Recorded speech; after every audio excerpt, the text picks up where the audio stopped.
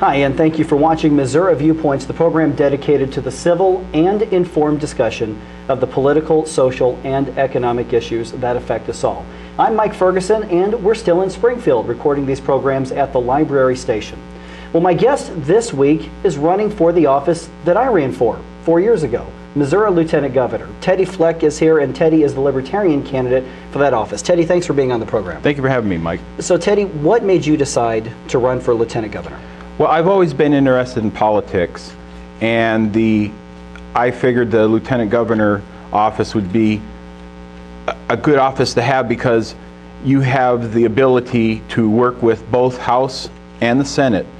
The Lieutenant Governor is the President of the Senate, and he, as you know, he can vote in ties. And the Lieutenant Governor sits on different boards and commissions and has the ability to debate on the Senate floor. And me being a Libertarian, I would not belong to as my campaign manager Keith Rogers says, the Brand X parties, the Republicans and the Democrats. So it's a unique opportunity to remind both parties of fiscal responsibility and not to infringe on people's liberties. Look, you're from Southwest Missouri here in the Springfield area. Obviously, this is an agricultural area. One of the top issues that could affect the agricultural community and commerce is the National Animal Identification System. You've come out against this proposal on your website. Why do you oppose it?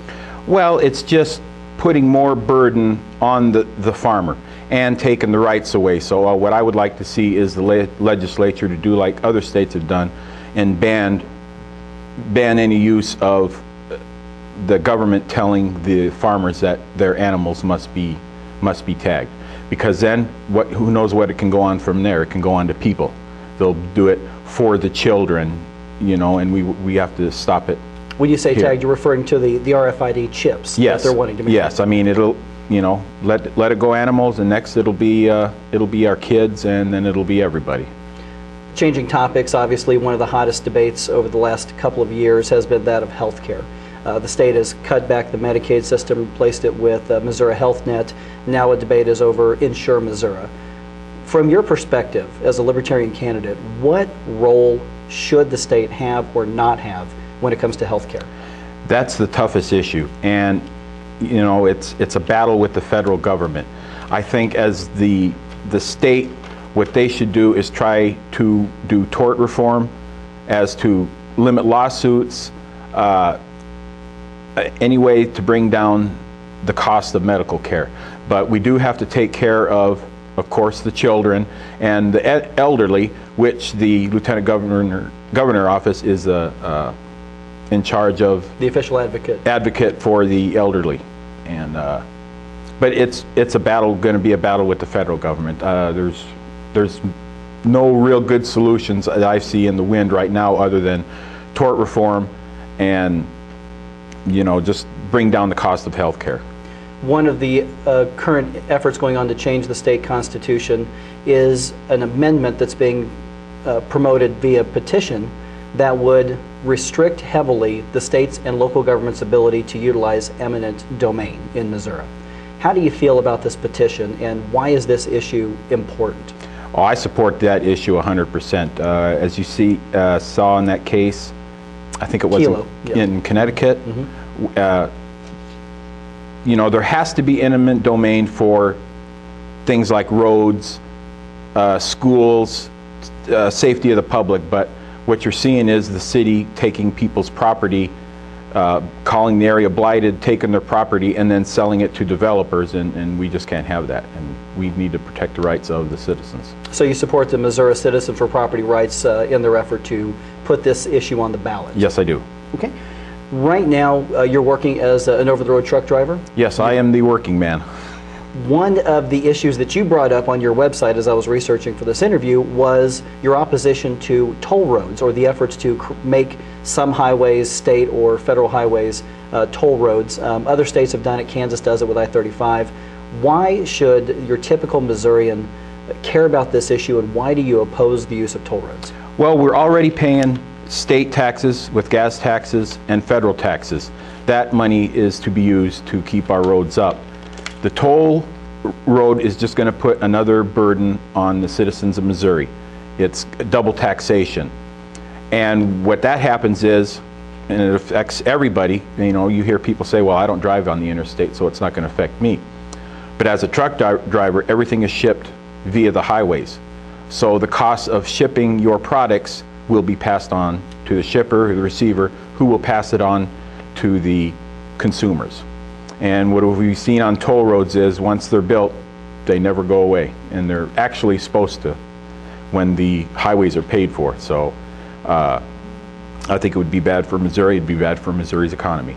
You mentioned the economy. Obviously, when you're in a role that is really an in-between role, as you mentioned, between the executive and the legislative branches, like a lieutenant governor is in Missouri at least, what priorities would you fight for and would you work for when it comes to the budgeting of the state? That's always the biggest debate of every legislative session. What would your top priorities be? Well, what we have to do is we have to tell the legislatures, you know, if you want a new car and you don't have the money for it, we can't afford it.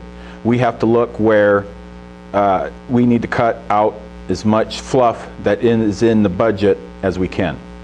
And that way we will have the revenue to support our fire departments, our police, our highway patrolmen, the items that we have to take care of.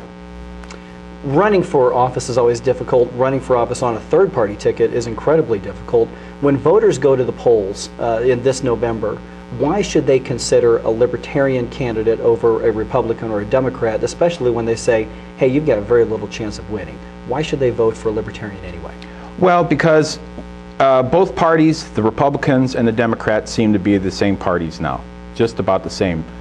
They all want to raise our taxes, they're taking our rights away.